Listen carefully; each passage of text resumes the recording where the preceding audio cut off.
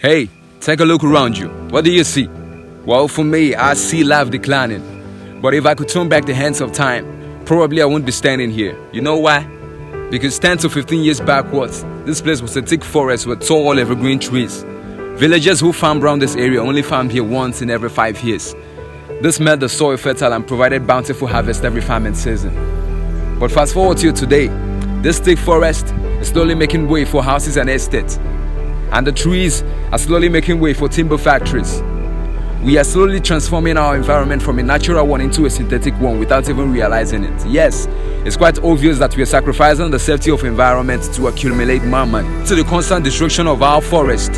Farmers who live around this area now have to farm only one particular land every year due to the unavailability of land. This has made the land incapable of producing food without the use of artificial or inorganic fertilizers.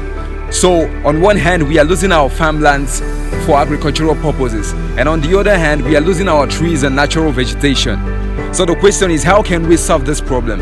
You see, I learned from a soil scientist that the best way to restore the fertility of the soil is to practice bush fallowing, that is, allowing the land to lie fallow for a period of time. But for us to achieve this, we need to stop the constant destruction of our forest and preserve some lands for our farming purposes.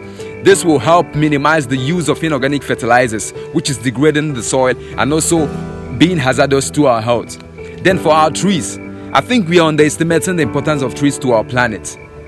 I discovered from research that the constant destruction of our trees is causing over 7 billion tons of greenhouse gas emissions every year.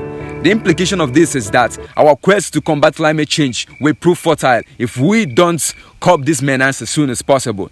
But there is good news. Yeah, I discovered a secret solution hidden in an ancient Chinese proverb, and it states that the best time to plant a tree was 20 years ago. The second best time is now. Now let's do the math together. In Nigeria, we are about 201 million people. So if everybody should plant just one tree, in the next 10 to 20 years, we'll have about 100 million trees at the very least. Now let's bring the world into context. We are about 7.7 billion people in the world. If everybody should plant just one tree, in the next 10 to 20 years, we'll have at least 5 billion surviving trees. This, I believe, will go a long way in helping our efforts to combat climate change and provide a safer environment for the future generations. I was recently surfing through the internet and I came across a post and I want to share it with you. It says, if the heat bothers you, plant a tree. If the water bothers you, plant a tree.